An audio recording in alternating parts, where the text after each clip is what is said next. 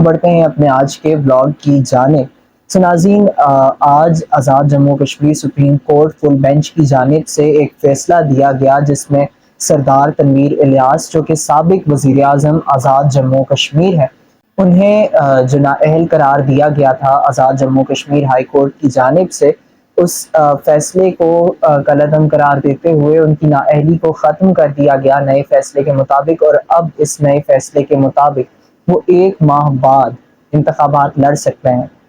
آزاد جموں کشمیر کی سیاست میں اس کا کیا امپیکٹ پڑے گا، اور آزاد جموں کشمیر کی سیاست میں فیوچر امپلیکیشنز اس کی کیا ہوں گی؟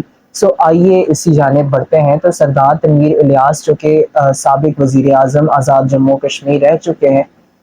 اگر اس فیصلے کی وجہ سے آزاد جموں کشمیر کی سیاست میں پڑنے والے امپیکٹ کی بات کی جائے تو آزاد جموں کشمیر کی سیاست پہ ایک اس سے بڑا امپیکٹ پڑے گا، چونکہ سردار تنویر الیاس سیاسی طور پر ایک بڑا قد رکھتے ہیں، اور سردار تنویر الیاس جو کہ سابق وزیر اعظم آزاد جموں کشمیر بھی رہ چکے ہیں۔ آزاد جموں کشمیر کی آئندہ حکومت یا آئندہ انتخابات میں جو حکومت بنے گی اس کا بھی حصہ سردار تنویر الیاس اب بن سکتے ہیں، اور اگر دیکھا جائے تو بعض حلقوں کی جانب سے یہ بھی کہا جا سکتا ہے کہ آئندہ وزیر اعظم آزاد جموں کشمیر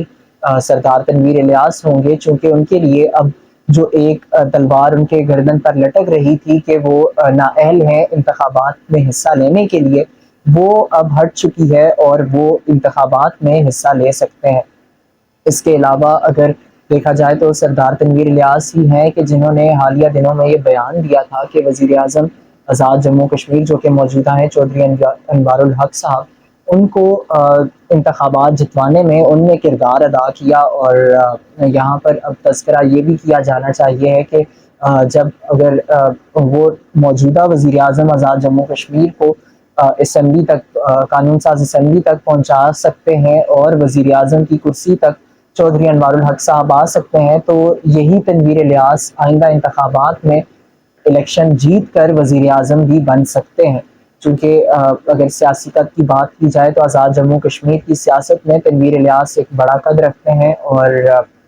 تنویر الیاس کے آنے سے نہ صرف چونکہ وہ پہلے کشمیر کونسل کے ممبر بھی رہ چکے ہیں، آزاد جموں کشمیر کی سیاست میں ایک میجر ٹرن آئے گا، اور آج کا جو فیصلہ ہے بعض حلقوں کی جانب سے اس کو خوشائند بھی قرار دیا جا رہا ہے کہ سپریم کورٹ نے ایک ایسے کیس میں جو ہے ان پر نااہلی ختم کر دی ہے، اور اب آئندہ آزاد جموں کشمیر کی جو سیاست ہے وہ مزید دلچسپ ہو جائے گی، اور جو آئندہ انتخابات ہیں اس میں جو مارکا سجے گا وہ مزید جو ہے بہتر بن جائے گا، اور اس میں ایک مزید کمپٹیشن آ جائے گی جس کی وجہ سے آزاد جموں کشمیر کی سیاست میں ایک نکھار آئے گا۔ اب ہم بڑھتے ہیں اپنے بلاگ کے دوسرے حصے کی جانب، جہاں پر ہم بات کریں گے اسرائیلی وزیر اعظم بنجامن نیتن یاہو کے بیان کی، جنہوں نے امریکی صدر ڈونلڈ ٹرمپ کے بیان کے تسلسل میں یہ کہا ہے کہ اگر ہفتے تک جو اسرائیلی قیدی ہیں ان کو غزہ کی جانب سے رہا نہیں کیا جاتا تو جو امن معاہدہ قائم کیا گیا ہے غزہ اور اسرائیل کے درمیان اس کو ختم کر دیا جائے گا، اور دوبارہ سے جو آپریشن ہے اس کو شروع کر دیا جائے گا۔ جیسے ہم نے کل بات کی کہ جو امریکی صدر ہیں ان کا بھی یہ بیان تھا کہ جو تباہی پہنچائیں گے، تباہی لے آئیں گے وہ غزہ میں اگر ہفتے تک جو ہے اسرائیلی قیدیوں کو رہا نہ کیا گیا۔ یہی بیان اب اسرائیلی وزیر اعظم کی جانب سے بھی دیا گیا ہے، اور اس کے اگر امپیکٹ کی بات کریں تو یہاں پر جو ہے یہ ذکر کرنا پڑے گا کہ چونکہ اسرائیل کو بیک امریکہ کر رہا ہے، اور امریکہ جو کہ آج کل ایک ملٹائی پولر ورلڈ ہے اس میں ایک طرح سے اپنی سے رکھتا ہے اور ٹاپ پاورز میں گنا جاتا ہے، تو امریکہ کی پشت پناہی کا یقینی طور پر اسرائیل کو ایک فائدہ حاصل ہے، جو کہ اسرائیل بار بار جس کو یوٹیلائز بھی کرتا ہے، اور اب اسی بنا پر اسرائیلی وزیر اعظم نے یہ بیان دیا ہے، اور اسرائیلی وزیر اعظم کی جانب سے کہا گیا ہے کہ دوبارہ سے جنگ، جیسا ہم نے دیکھا کہ غزہ میں کس طرح سے انسانی المیہ اور انسانی بحران نے جنم لیا، جہاں پر 1 سال تک انسانوں کا بے رحمی سے قتل کیا جاتا رہا، اور جو ہے ہزاروں افراد کو جو ہے شہید کر دیا گیا تھا اسرائیلی فورسز کی جانب سے۔ تو اگر یہ دوبارہ سے اسی